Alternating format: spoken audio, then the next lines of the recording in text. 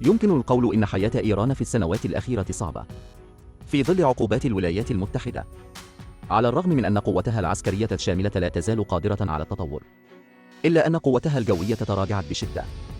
لا يمكن فقط أن تكون صواريخ جو غير متوفرة، ولكن حتى صيانة الطائرات المقاتلة يمكن أن تتحقق بالاعتماد على الأجزاء المهربة من الولايات المتحدة. دمرت الولايات المتحدة في وقت لاحق جميع الأجزاء في مقبرة الطائرات. لا يمكن شراء مقاتلات جديدة، ولا يمكن إصلاح المقاتلات القديمة. يمكن لإيران فقط البحث الذاتي، مع خبرة في إصلاح مقاتلات فاصلة F-5 أي نسخ بنجاح. مقاتلة البر. تم الحصول على مقاتلات F-5 أي الإيرانية قبل الثمانينيات من القرن الماضي.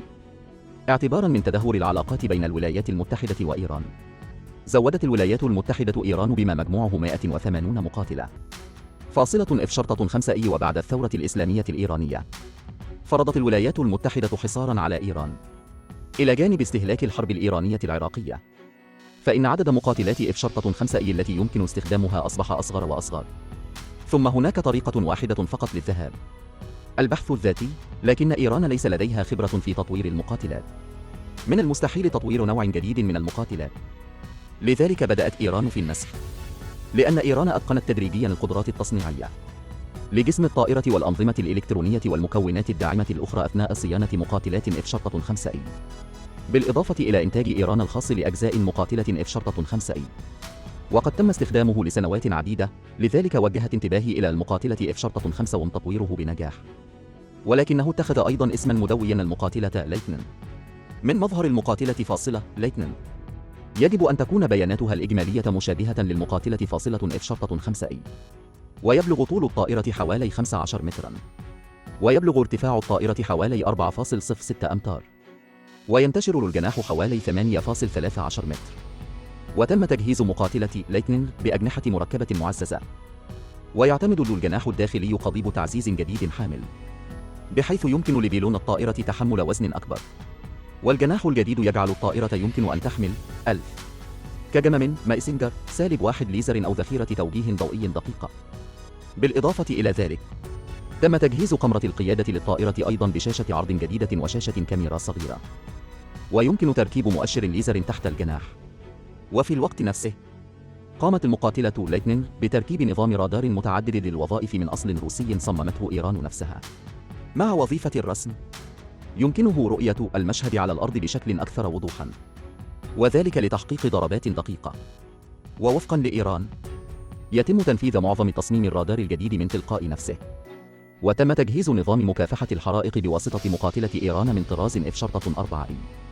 تم تحسين نظام IBQ-120 من أجل استيعاب هذا الرادار الجديد.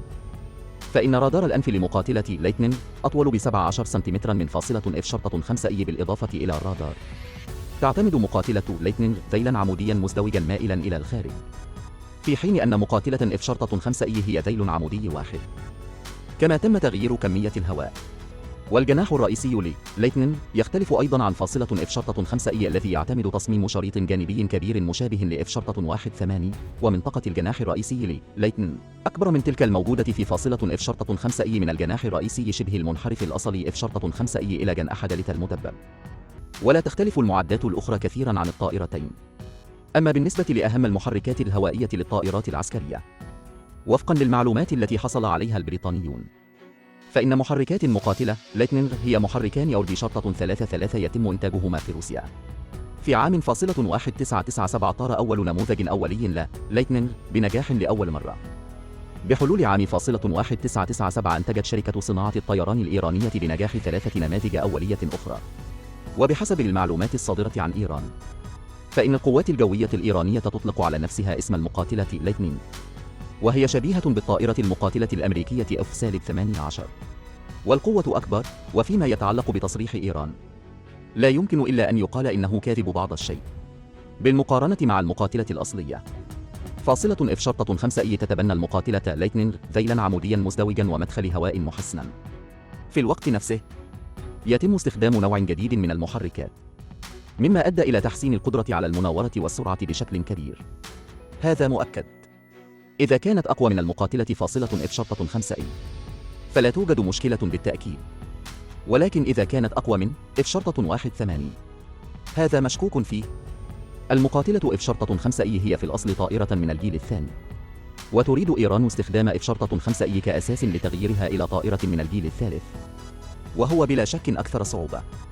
تعتبر الطائرات العسكرية الحديثة مشروعاً معقداً ومنهجياً للغاية، حيث يتضمن العديد من التخصصات التقنية مثل الديناميكا الهوائية وتكنولوجيا إلكترونيات الطيران وتكنولوجيا المحركات الجوية، مما يتطلب الكثير من البنية التحتية مثل أنفاق الرياح الكبيرة وما إلى ذلك، وهو أمر مستحيل بشكل أساسي بالنسبة لأي بلد بدون أساس البحث والتطوير للطائرات المقاتلة، على الرغم من أن إيران تعمل جاهدة لتطوير صناعة التكنولوجيا العسكرية الخاصة بها منذ الثورة الإسلامية، وقد أحرزت تقدماً في مجال التكنولوجيا العسكرية بناءً على المعلومات المتعلقة بالتكنولوجيا العسكرية الإيرانية التي تم المنشورة، وأسلحة جيشها والبحرية وأسلحة الصواريخ قوية للغاية، لكن قدرة تطوير الطائرات العسكرية ليست قوية. ومع ذلك، حتى لو كانت مقاتلة لايتنينغ لا يمكن مقارنتها بطائرة فاصلة F-18، فهي ذات أهمية كبيرة لسلاح الجو الإيراني. هذا يدل أن إيران لها تجربة البحث والتطوير المستقل لتطوير الجيل القادم من المقاتلات. يمكن القول أن المقاتلة لايتنينغ أن تكون تجربة جيدة. على سبيل المثال، يمكن لمقاتلة رايد التعلم منها كجزء من خطة تطوير مقاتلة فاصلة لايتنينغ. اقترحت إيران خطة تحسين أخرى للمقاتلة شيخ فاصلة 80، والمعروف أيضاً باسم مقاتلة رايد. بخلاف المقاتلة فاصلة لايتنينغ، تم التخطيط لتصميم مقاتلة رايد من قبل معهد أبحاث تابع للجيش، وليس من قبل شركة صناعة الطيران الإيرانية. التعديلات بما في ذلك الأنظمة الإلكترونية، هيكل جسم الطائرة ونظام التحكم في الحرائق، إلخ تم تحسين كل شيء. لذلك أطلق الجو الإيراني أيضاً على هذا البرنامج لايتنينغ 2، لكن بحسب عادات صناعة الطيران الإيرانية، إذا كانت خطة تطوير جديدة، بعد ذلك سيكون للطائرة المطورة اسم جديد تماماً بدلاً من استخدام الاسم السابق، ناهيك عن أن لايتنينغ نفسها ليست طائرة مقاتلة ناضجة. لذلك قامت العديد من وكالات المخابرات الغربية بعد ورود الأخبار بوضع الاسم الجديد على الطائرة لايتنينغ، تسمى سوبر F-5، وشكل الطائرة يشبه الهجين من F-5 وأي F-17.